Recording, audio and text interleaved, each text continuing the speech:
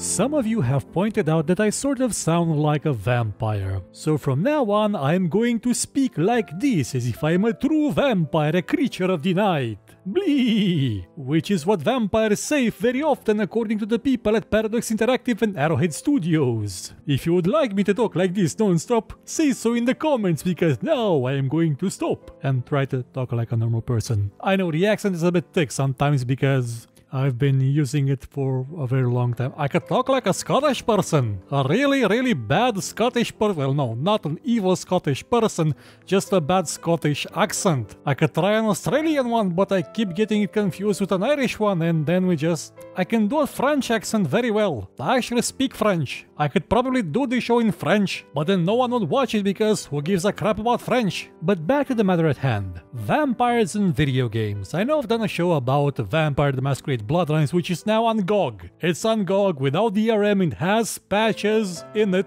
It's about €2 cheaper than on Steam, so go get it if you want it, if you like it, if you want to try it. Not pressing you into it, but give it a go. And because I have done that show and now we're in the very spooky month of May. Okay, come back on Halloween and watch this. It'll make more sense. I just wanted to do the show now. A show about vampires in video games. You can actually see one in the background. That's Eric Bain from the game Dark, which is an awful video game. Now, I had pestered the publisher for a few weeks to give me a review copy, and eventually they caved in and gave me one. I can't actually remember why I wanted one so badly. Oh yeah, I think it was because of the song that shows up in the bar scene. It's more or less something akin to Isolated that was in Jeanette's Club from Bloodlines. But apart from that, it's a horrible game. It's... oh boy.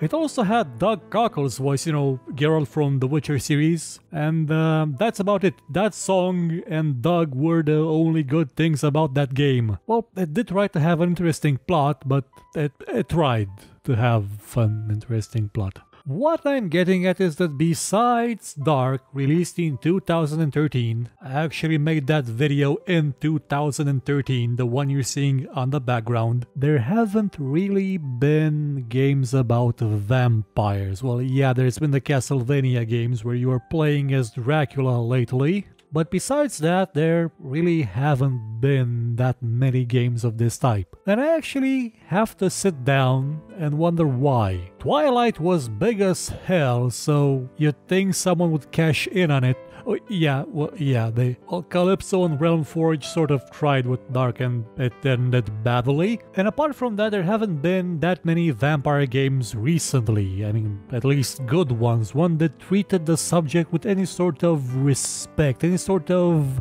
depth to it. CCP tried to make one back when they were also trying to make walk-in stations and things for Eve and never managed to. And apart from that, there haven't really been games about vampires, which is an odd thing because a vampire is a very interesting type of character to build a game around, because this is a character that has two very distinct features: amazing abilities that make it a god among mortals, and at the same time crippling weaknesses that make it lesser than any mortal being. Unable to operate in sunlight without exploding, a constant need for blood, and from what some vampire games and fiction keep telling us, a really skewed concept of morality that sometimes drives them into darkness. Games have often dealt well with the first part, the power, the strength, the speed, the strange abilities that come from vampirism. But what about the drawbacks? Even Vampire the Masquerade Bloodlines sort of only focused on the powers. Yeah, you had the masquerade that you had to keep, you did need to drink blood, but you didn't need it to survive. It wasn't a survival game as a vampire, it was an action RPG. It was Deus Ex with vampires. It didn't have that feel that I need to drink this blood or I will die every night. What it had was the idea that I need to drink this blood because that guy over there with the shotgun keeps shooting me in the face, which is not really the same thing. Unless you were a Nosferatu, then yeah, you had some big disadvantages, some big drawbacks. Of course, for a game to actually deal well with the vampires, you not only have to make them strong, but also weak in certain aspects. And weakness is not something that games do all that well, or is something that you often see willingly added to a game, at least not in the main version of it. You'll often see mods or actual survival modes made by the developer that add weakness, that add need, that add a sort of sense of my character is now suffering because I haven't been able to find food for her or him. It's not something that you'll find as a core concept in a AAA game, mostly because games are often treated as power fantasies where weakness has no place existing. Players would just get fed up with it.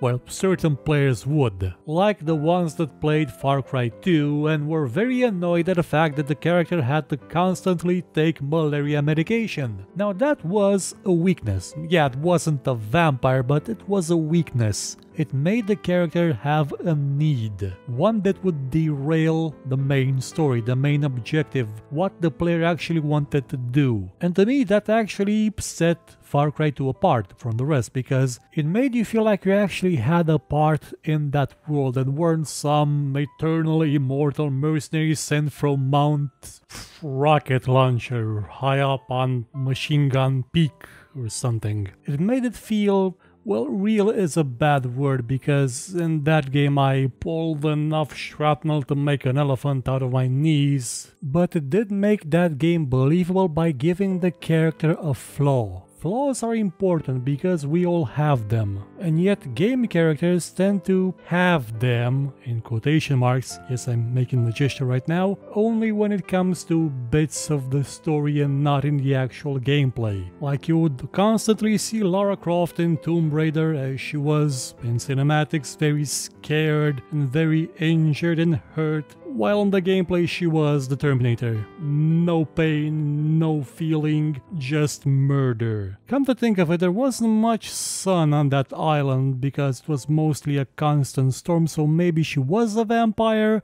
or just a Terminator. But back to vampires, even games that had done the idea well in the past have sort of not done so recently, namely Skyrim. I remember once in Morrowind becoming a vampire and just looking at the sunrise one day, forgetting I didn't enable God mode, and dying. Skyrim changed that. You would no longer die from the sun, but you were a bit weaker. A bit. Skyrim also did the werewolf thing wrong because you had no disadvantages to being a werewolf. Speaking of which, where are the werewolf video games? Because there aren't. Yeah, there's a few on Steam, which are some horrible, but there's no game that actually deals with the fact that sometimes you just turn into a mad raging ball of fur and claws and teeth that just goes around and kills anything in its way, and you wake up covered in blood, not knowing what happened. Now that's a weakness. Now I can understand why they removed weaknesses from vampirism and being a werewolf from Skyrim, because they streamlined the game to the point where it was as shallow as a coat of paint, but why have other people not done something with this concept? I don't even see it that much in the indie scene. I mostly see games that are about platforming and pixels. So what I'm getting at is that not necessarily do people not want to make vampire games, they just don't want to make games that offer you a character that has weaknesses, that has disadvantages, that's not all that's cracked up to be, that's not an almighty god. And yeah, while your character's needs may be annoying at times, like as annoying as the schedule from Dead Rising 2 was, it does provide a framework to make more interesting games. Not necessarily better games, but more interesting ones. Otherwise, the concept of need, the concept of hunger and thirst are just used as gameplay elements in survival games. where that's all you do, where there isn't something else you should be doing, something that you need to be doing, and that hunger, that weakness of yours keeps preventing you to do it. All you have to do in those games is survive. Though there have been a few titles that dealt with weakness in their own way, like there was a game called Beyond Eyes where you played a little girl that was blind, and based on what she heard, she would imagine what the world looked like, and it wasn't necessarily the same thing. There's also another game called Perception where you play as a blind woman that explores a creepy mansion, but she has more or less echolocation vision that you would see in Daredevil.